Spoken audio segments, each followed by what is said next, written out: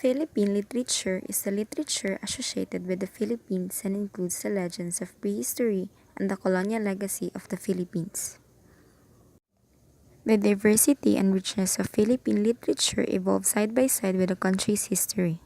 This can be best appreciated in the context of the country's pre-colonial cultural traditions and the socio-political histories of its colonial contemporary traditions.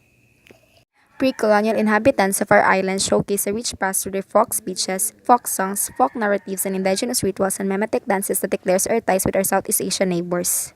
Folk speech refers to the dialect or style of speaking unique to people living within a geographic area.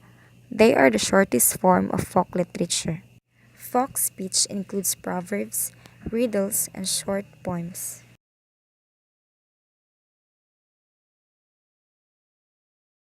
Proverbs are salawikain. A proverb is a simple, concrete, traditional saying that expresses a truth based on a common sense or experience. Proverbs are often metaphorical and use formulaic language collectively. They form a genre of folklore.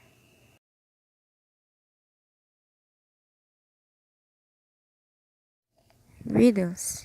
Riddles use one or more images as metaphor to refer to an object to be guessed. They enrich the imagination and sharpen the senses. Riddles are generally poetic in form and come in one, two, three, or four lines.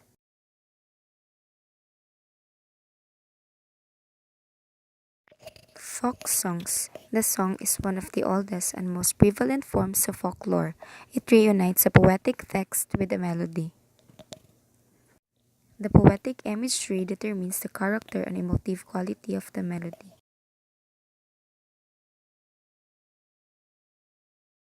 Folk narratives. These are stories handed down from the remote past by words of mouth from one generation to another, reflecting the people's tradition, feelings, beliefs, and judgments.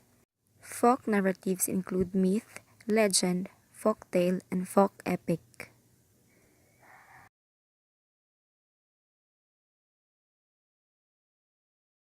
Myth, a traditional story passed down through generations that explains why the world is the way it is.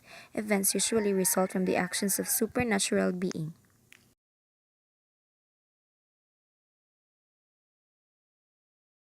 Legend. A legend is a larger than life story that gets passed down from one generation to the next. Legends are believable although not necessarily believed. Legends are also exaggerated stories of real people or events from history.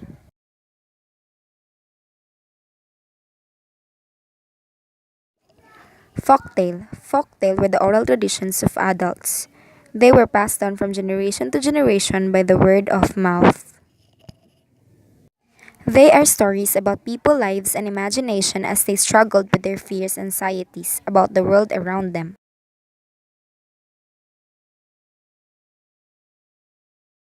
Folk epic. A folk epic is such a story that evolves from the people of civilization and their lives. It rises above the facts of those lives, although it is grounded in those facts to the commonality of their human experiences, wisdom, and values.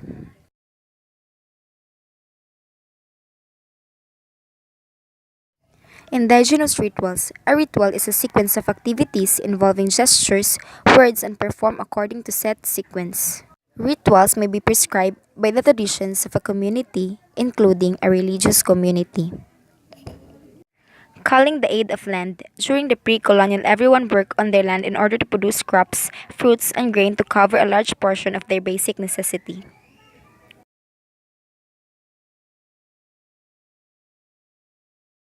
There are many superstitions and rituals performed before by our ancestors on their farming activity. Example, Cebuanos were known to perform the ritual of tambland. The meat from a white chicken, along with wine or buyo, is set on a table in the field as a gift for the unseen honor or spirit of the land. Gaining the favor of the wind. There is a strong connection between the weather and crops. Good and fair weather generally leads to a bountiful harvest. Most of us have heard of cultural rain-making rituals or rain dance to call forth rain to the land.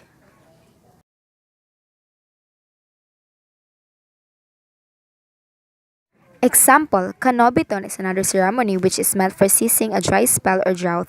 The byland offers a pig or chicken to the spirits of nature to help ease the drought. Sailing with blessings.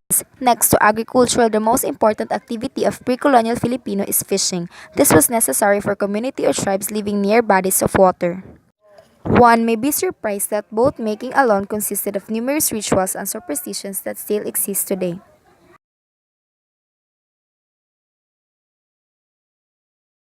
Example, there was a ritual in Caraga, Mindanao known as Bakalag. In order for the boats to obtain good fortune, a person, usually slave, is given to the boat as a sacrifice. Mimetic dance is a style of dance that simply imitates behavior found in nature, particularly of animals. This style of dance is found in most indigenous cultures of the Philippines, especially that of the Aitas. Example, tinikling. This dance is in fact a mimic movement of tinikling birds hopping over trees, grass, stems, or over bamboo traps set by farmers.